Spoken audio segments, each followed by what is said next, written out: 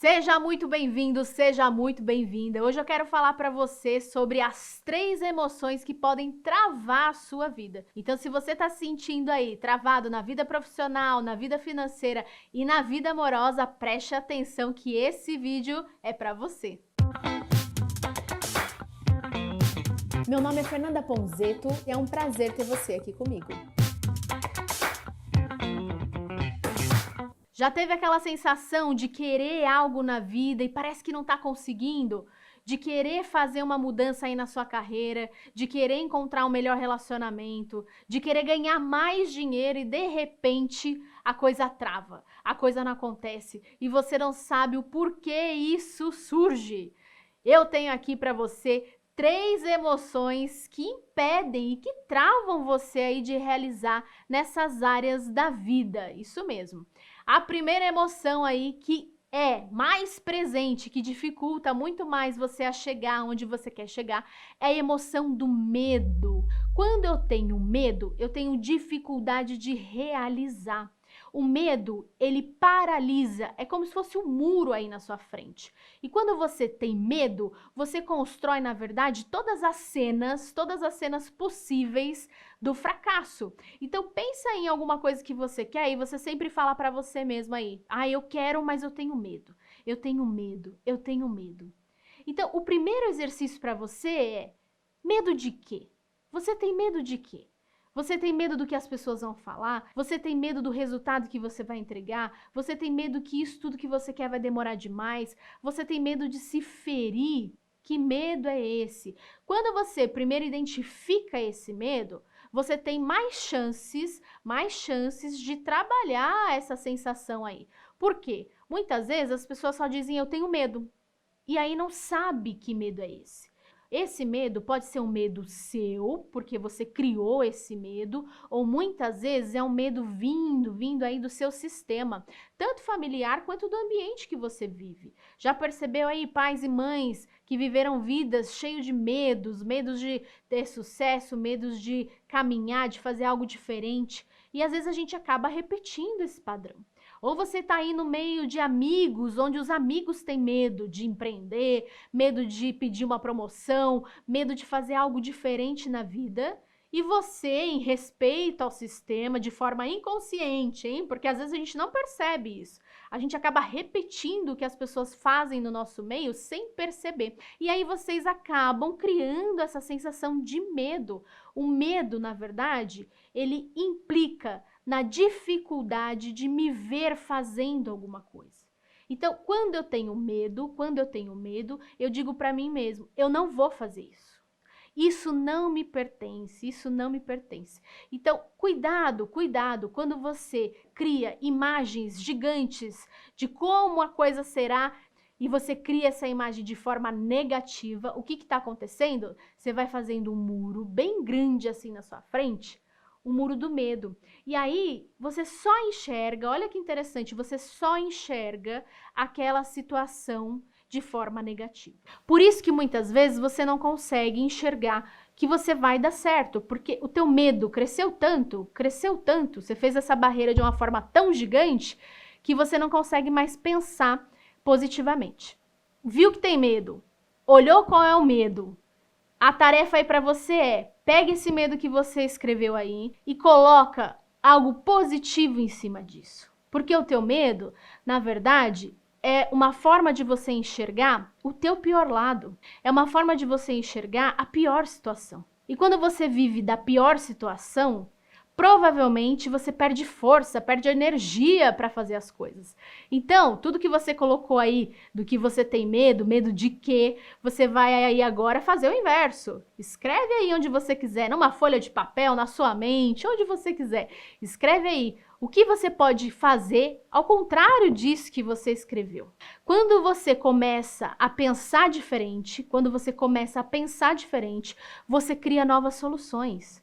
E essa é a grande vantagem quando eu tenho um pensamento positivo. Não é para ter pensamento positivo como se nada de ruim na vida acontecesse. Nós sabemos, nossa vida é o quê? Altos e baixos. Mas se eu só olhar no âmbito negativo, eu perco força para realizar. Então, o medo só vai pausar quando você, em primeiro lugar, enxergar do que você tem medo e, em segundo lugar, definir uma proposta inversa e positiva em cima desse medo. Segunda emoção, a segunda emoção que acontece aí com as pessoas e travam as pessoas é a emoção do não merecimento. Pois é, sabe aquela sensação de que só o outro pode alcançar e você não? Só o outro tem direito de fazer uma vida boa e você não? Pois é, essa sensação é que atrapalha o caminhar, é que atrapalha a chance que você tem de ser aquilo que você quer. Quando eu dou força só para o outro, eu estou dizendo, o outro tem todas as capacidades e eu não. O outro pode alcançar e eu não. Às vezes, o não merecimento aparece inclusive quando alguém te dá alguma coisa. Já viveu isso aí? Alguém te oferece uma ajuda, alguém te oferece um apoio e você diz, não, obrigada, pode deixar. Quando eu faço isso, o que eu estou dizendo? Eu estou afastando a possibilidade de merecer algo. Porque talvez aí na vida, talvez você nunca tenha recebido realmente algo, alguma ajuda, ou os pais que te deram apoio, ou os amigos que estavam aí com você nos momentos difíceis, talvez tenha faltado isso. E aí você acostumou a não receber. E quando você acostuma a não receber, você quer fazer tudo sozinho. E a gente precisa de apoio. Para dar certo, a gente precisa de apoio.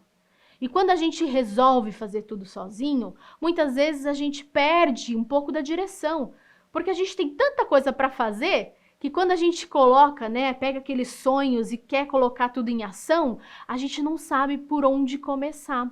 E a sensação de não merecimento tem a ver com a sensação de talvez não caber naquela nova oportunidade. Sabe aquilo quando de repente um chefe vem e fala, olha, eu quero te promover? E aí você pensa, bom, vou ganhar mais dinheiro. Mas lá no fundo, você começa, será que eu sou bom? Será que eu tô pronto? Será que vai caber? Será que eu vou dar certo? Esse será é a ideia de não merecer aquela posição. Isso também acontece nos relacionamentos. Muitas vezes as pessoas estão em bons relacionamentos e aí elas fazem de tudo para acabar com esse relacionamento. Por quê? É um relacionamento que pode trazer para ela coisas bacanas, coisas legais, coisas diferentes, mas ela não sabe receber tudo aquilo. E muitas vezes ela bloqueia, ela exclui aquele relacionamento porque ela não sabe receber. Então, o não merecimento tem a ver com isso. O quanto eu consigo receber? O quanto eu entendo que eu caibo naquela nova situação?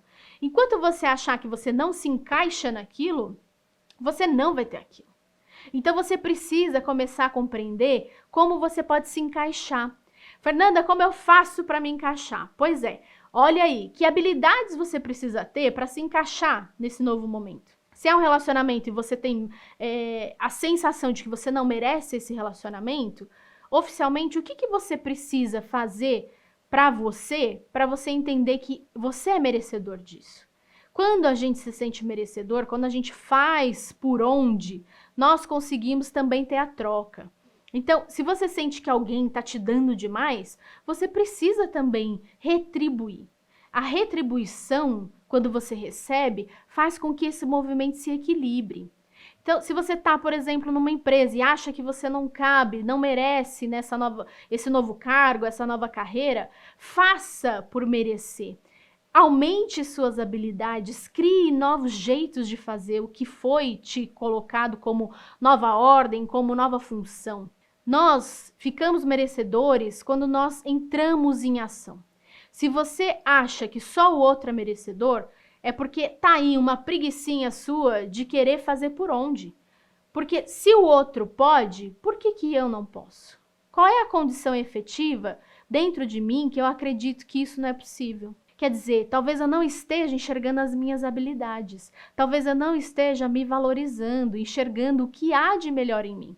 Então, a proposta é que você possa fazer isso. Comece a enxergar o que há de melhor em você e comece a enxergar o que está faltando efetivamente para você ser melhor nessa área. Seja como marido, seja como mulher, seja como namorado, seja como namorada, seja como colaborador, seja como líder.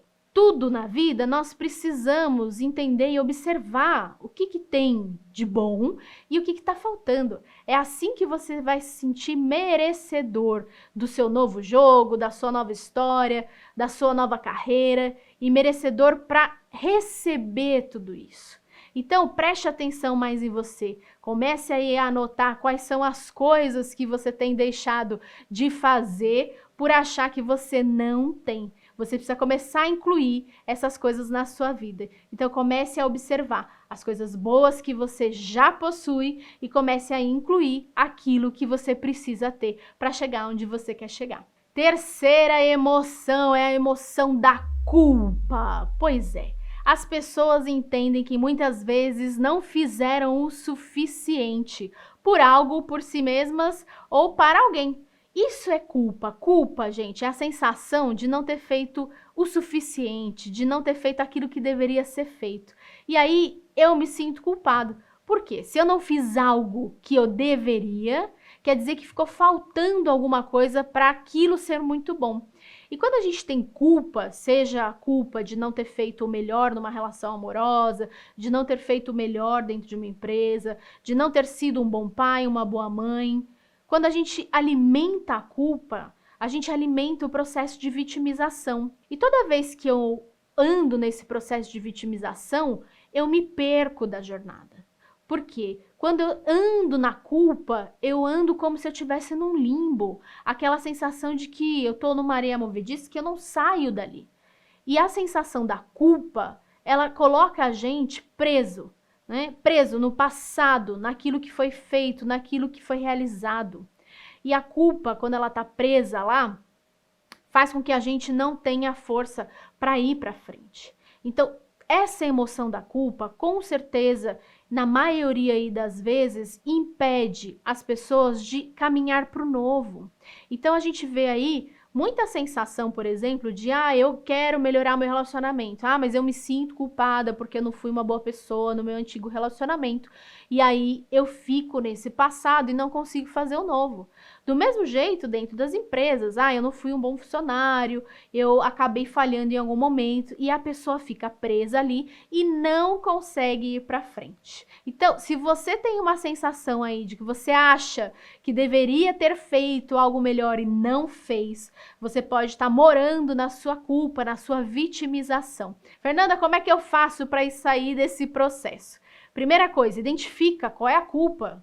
Isso é muito importante. Se você não sabe o que aconteceu, você pode estar aí com uma sensação e aí você não explica essa sensação ruim. Então você precisa se observar e saber culpa do quê? Então escreve aí. Eu estimulo vocês, escrevam, porque quando a gente deixa só aqui na mente, a gente fica nessa bagunça, não sabe o que está acontecendo dentro da gente. E quando a gente põe, materializa, escreve lá, fica mais fácil de enxergar. Então escreve, você tem culpa de quê? Em que área? Com que pessoa você se sente culpada? Esse processo da culpa é um processo que, se a gente vive ele, a gente não consegue dar novos passos. Então, na culpa, quando você observou lá, o que eu não fiz suficiente para essa pessoa? A culpa, ela só sai da gente quando a gente entende que a gente pode fazer diferente. Seja com essa pessoa, seja com outras pessoas. Mas a gente precisa aprender sobre o que foi feito. Então, se você se sente culpado por não ter se dedicado como pai, como mãe, por não ter feito, de repente, o seu melhor dentro de uma relação amorosa, como é que você pode fazer a partir de hoje para que isso aconteça? Como é que você pode ser uma pessoa melhor a partir de hoje? Seja com essa pessoa que você magoou de alguma forma, que você acha que não entregou o que deveria entregar, seja com outras pessoas. Muitas vezes a gente não tem como ir lá, voltar, por exemplo, num relacionamento antigo só para acertar aquilo, porque já foi, passou. Mas você tem condição de enxergar o que foi feito e acertar para você mesmo no próximo relacionamento, numa próxima jornada. E a mudança vai acontecer desse jeito. Quando você se permite a fazer o novo, a sair desse processo de culpa e caminhar para aquilo que você deseja caminhar. E é assim que a gente vai transformando a vida, deixando os medos menores e criando aí novas possibilidades entendendo que a gente merece viver esses momentos e cabendo nesses momentos e saindo aí do processo de vitimização. Quando você cura essas 3 emoções, a sua vida começa a ganhar um novo sabor, uma nova direção. Meu nome é Fernanda Ponzetti. Se você gostou desse vídeo, dá um like e compartilha com os amigos. Tchau!